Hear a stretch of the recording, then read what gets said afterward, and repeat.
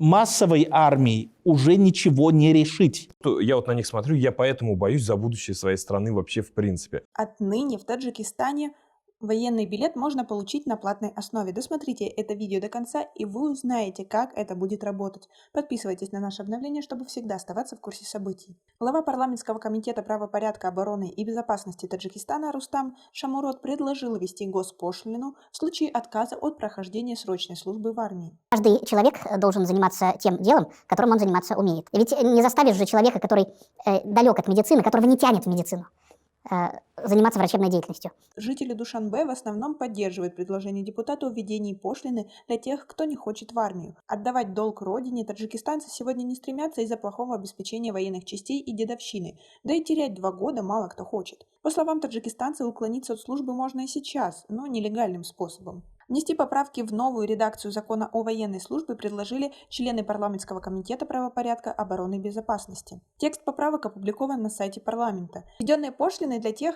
кто не хочет служить в армии, по мнению авторов поправок, нужно в первую очередь для увеличения мобилизационных резервов страны. Каждый, кто предпочел откупиться от службы, будет переведен в разряд резервистов.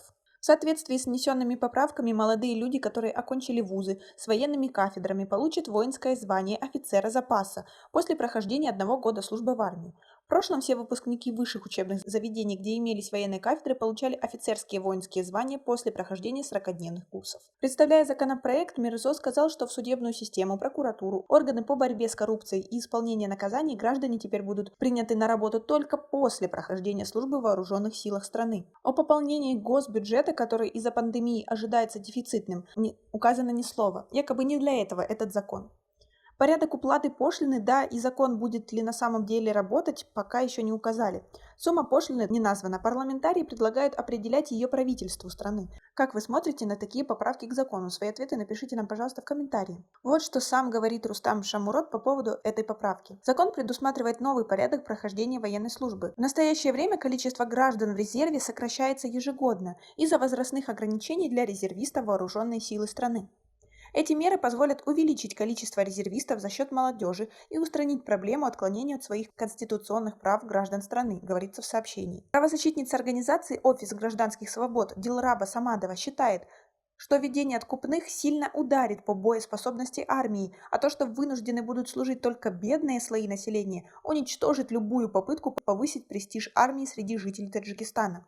По ее словам, пока непонятно, как будет оформлен закон. Будет ли он распространяться только на тех, кто не отслужил к 27 годам, крайнему сроку призыва, из-за отсрочки в связи с учебой, отсутствием на территории страны, или на всех, кто способен заплатить. Надеюсь, что не будет такого, потому что в чем здесь логика, непонятно. Превращать граждан в источник налогов и каких-то денежных поступлений в госбюджет просто потому, что они мужчины и просто потому, что не служили в армии. Так нельзя. Тем самым, по сути, легализировать откуп от армии, сделав армию дискриминационной, сказала она. Но правозащитница говорит, что если к разработке законопроекта не привлекут гражданское общество и правозащитников, он, скорее всего, будет дискриминационным и направленный на пополнение бюджета Таджикистана. А как вы считаете? Напишите нам, пожалуйста, в комментарии. У нас пока на этом все. Если будет что-то еще об этом известно, мы обязательно вам сообщим. До скорой встречи!